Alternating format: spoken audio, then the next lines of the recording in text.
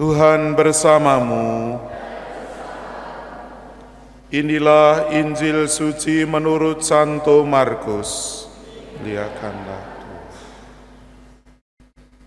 Pada suatu ketika Yesus tiba kembali di tempat asalnya, sedang murid-muridnya mengikuti Dia. Pada hari Sabat Yesus mulai mengajar di rumah ibadat, dan jemaat yang besar takjub ketika mendengar Dia. Mereka berkata, "Dari mana diperolehnya semuanya itu? Hikmat apa pulakah yang diberikan kepadanya? Dan mukjizat-mukjizat yang demikian, bagaimanakah dapat diadakan oleh tangannya? Bukankah ia ini tukang kayu, anak Maria? Bukankah ia saudara Yakobus, Yoses, Yudas, dan Simon?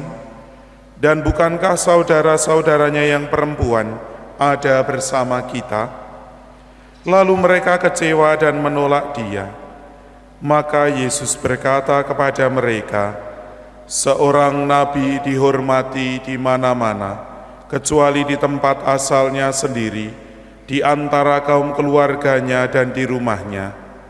Maka Yesus tidak mengadakan satu mukjizat pun di sana, kecuali menyembuhkan beberapa orang sakit dengan meletakkan tangannya atas mereka.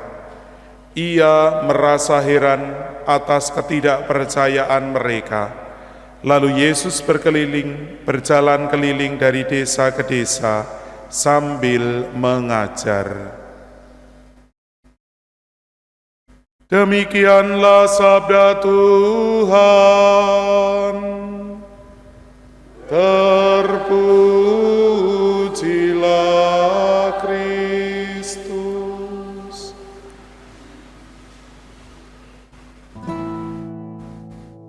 Para saudara dan saudariku yang terkasih dalam Tuhan, bacaan-bacaan yang ditampilkan pada hari ini dalam permenungan kita semua mengajak kita untuk merenungkan bagaimana hidup beriman dan perjuangannya.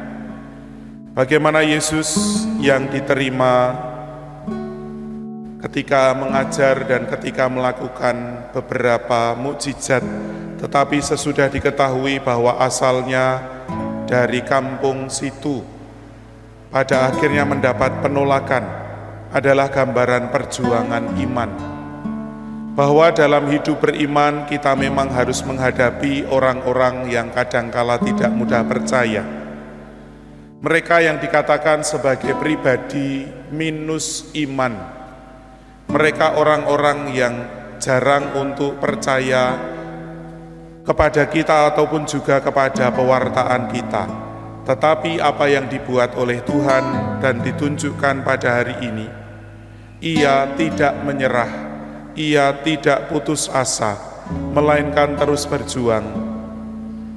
Inilah perjuangan iman, terutama dalam pewartaan, bahwa pewartaan itu kerap kali tidak selalu berhasil, selalu akan dialami oleh masing-masing kita. Kita mengenali bagaimana Santo Yohanes Don Bosco yang kita peringati bersama dengan gereja pada hari ini adalah sosok yang tentu juga mempunyai perjuangan iman. Seperti halnya Yesus, barangkali pada saat awal pewartaannya tidak selalu berhasil, apalagi pendekatan yang dilakukan kepada orang-orang muda. Gambaran bahwa pada waktu itu orang-orang muda hidup seenaknya sendiri, tidak mempunyai tujuan, tidak mempunyai perjuangan, dan pada akhirnya kerepotan sendiri, meskipun disebut sebagai masa depan negara dan masa depan gereja. Tetapi hidup mereka itu mengalir begitu saja, tidak mempunyai arah dan tujuan. Tentu tidak mudah ketika masuk dalam dunia anak-anak muda, yang tentu ada gap, tentu ada jurang pemisah. Tetapi Yohanes Don Bosco tidak menyerah atas situasi itu. Gagal, tidak berhasil menjadi hal yang lumrah dan biasa. Tetapi bagaimana kita bangkit lagi, itulah yang menunjukkan bagaimana perjuangan iman dalam hidup.